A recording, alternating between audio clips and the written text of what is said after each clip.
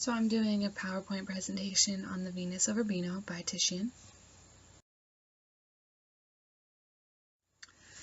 Tiziano Vecchiello, or Titian, was born in 1488 in Pieve di Cadore, Italy. He started painting at the age of 15, and he became a popular artist with his painting of the Assumption of the Virgin. Because he was so popular at that point, he had painted for many famous people during that time, which was King Philip II of Spain, Charles, Holy Roman Emperor, and Pope Paul III. So just a little background on his painting. Venus of Urbino was painted in 1538. The picture was painted for the Duke of Urbino, basically as a wedding gift. It is based off the work of Giorgione's The Sleeping Venus. It's an oil painting on canvas. It's known as one of the most famous paintings of a female in the nude in art history, and it's also known as one of the greatest Venetian High Renaissance paintings.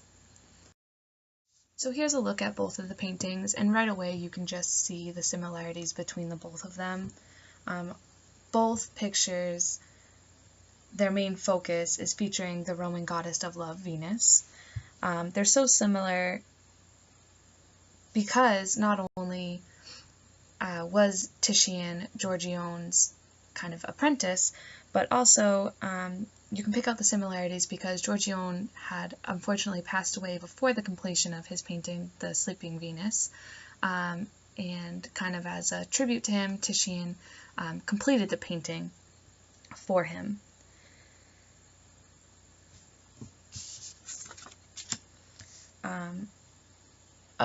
One of the greatest artists, Pablo Picasso, wrote, "Bad artists copy and great artists steal."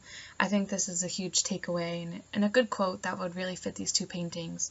I don't think that Titian basically copied Giorgione's idea of the Sleeping Venus, but I definitely think he took the idea and some of the best features of that painting, put it into his own painting, and kind of built and worked off of that and added his own things into it. He was definitely inspired by Giorgione's Sleeping Venus, and he definitely came across it and made it his own. Obviously, just some similarities right off the top. Both women are in the nude. Both women are in a reclining position, and they both have their left hand covering their groin area. Both women are full-figured and kind of give off that erotic look because they are in the nude.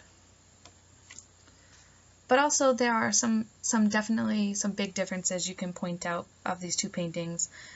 Sleeping Venus by Giorgione is on a landscape setting. You can see the hills, trees, the shadowing, the clouds, a house in the background. You can definitely pick out all of that. She is also sleeping with her eyes closed, hence the title, The Sleeping Venus. But when her eyes are closed, it's almost as if she's unaware of our presence.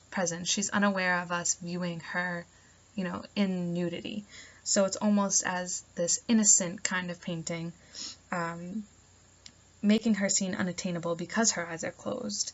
It kind of lacks that sensuality. When we look at Titian's Venus, it's in an indoor setting. You can definitely pick out maybe it's a palace or just a very nice house. Definitely not lower class. She was definitely higher class. You can pick out the maids in the background going through like a trunk, trying to find clothes or whatever they're doing, kind of like they're like ladies' maids. You can see kind of the wall decorations are very intricate. The flooring is very well done. You can see the linens are probably like top class linens.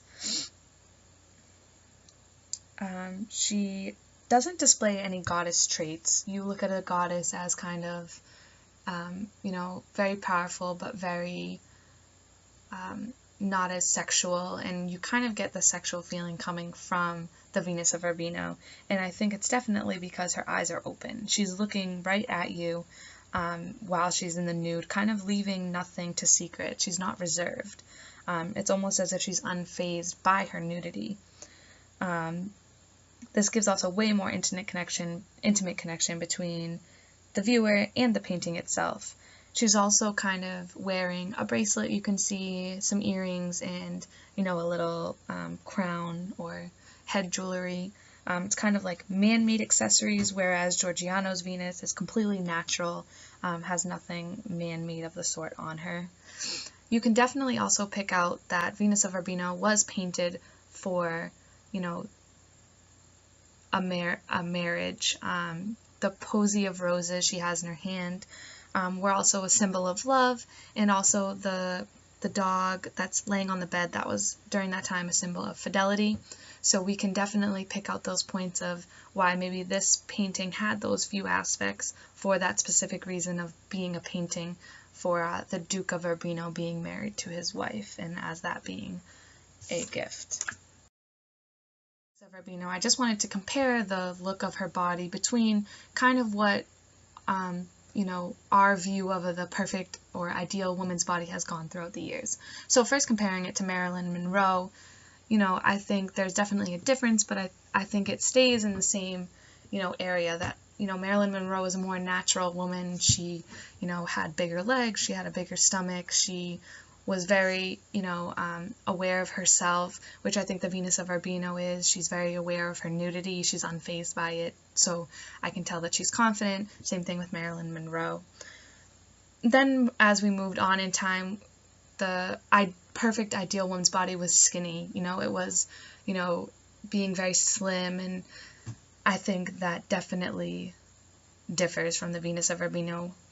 We can tell that she is a little bit bigger, she is definitely full-figured, she has a little bit of a gut to her, you know, just regular looking woman, and compared to the 1990s kind of look, which is very, very slim. And then we get into kind of like the 2010s, but I would say just as now, 2016, we definitely look at, you know, the Kim Kardashians of now, like the full hourglass figured. We have big busts, we have, you know, skinnier waists, but big assets, big stuff like that. And, you know, the Venus of Urbino, on the other hand, is more of a natural. We look at the 2010s, such as Kim Kardashian, and that's kind of unattainable because that's not the ideal. We can't get that usually without, you know, getting surgeries or doing kind of extreme weight loss or extreme waist training, I guess, to attain that body. Whereas the Venus of Urbino has that body, but, you know, is more of the natural look. So I definitely think the painting really does kind of fit into today's society, whereas we can see the difference of what the ideal woman back then was in her natural state, whereas as we grew in time, we had an idol of our ideal image, and I think that was definitely a difference. That picture definitely went down in history as one of the best female in the nudes that really brought out that Venetian Renaissance. But thank you.